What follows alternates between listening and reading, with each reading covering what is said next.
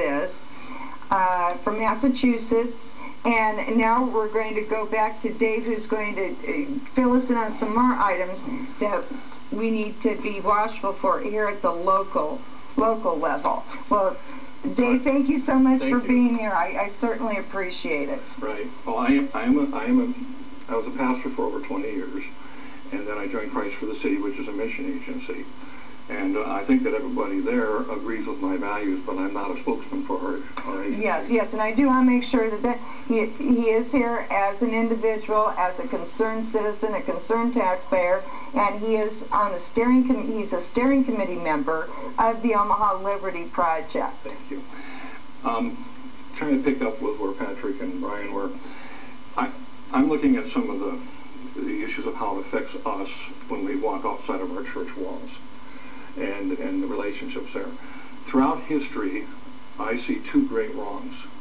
One is when the state takes over the church, and the other is when the church takes over the state.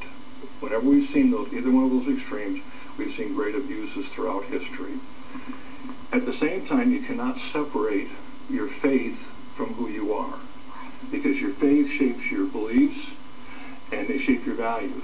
And you see, your values determine how you do what you do. Why are you honest? Why do you not steal?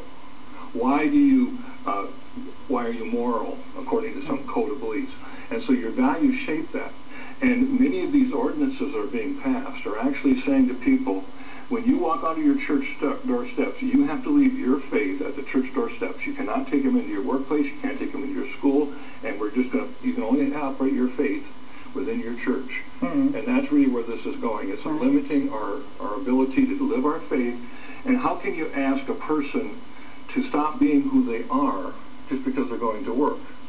See, when I grew up, I got bullied every day. When I went to work in different businesses, there were always people that had opinions that offended me. I learned to get along with it, because the freedom that they had to express their opinions gave me freedom to express my opinions. And so what's happening here is a removal of our core religious freedoms. The First Amendment says that Congress shall pass no law respecting the free exercise of religion, but if you read the rest of it, it says, and talks about freedom of the press. I don't know if you consider yourself a member of the press, but the First Amendment freedom of the press that we see exercised so much is not given just to an organization like the Omaha World Herald. It's given to the reporter. It's an individual freedom. That reporter has an individual freedom. And our religious freedoms are individual freedoms.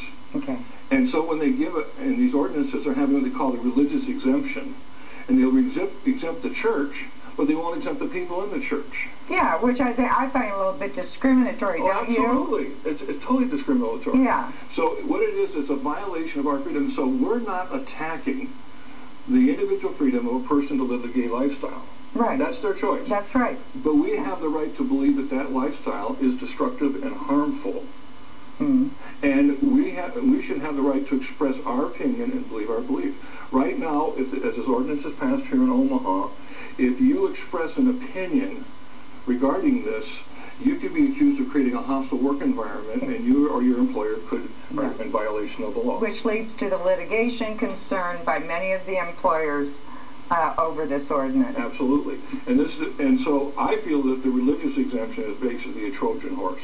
It's designed to get the churches to back off. But what they're doing is that the churches are leaving their people totally vulnerable, totally open, where they cannot live their faith in this area.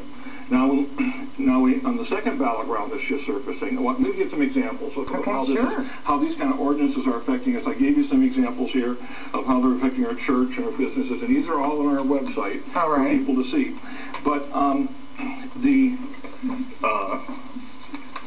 pull one up here just for a quickie. Here's an example of a gal who was an African-American woman. She was the director of diversity training at Toledo University. There was an article in the paper talking about how gay rights were civil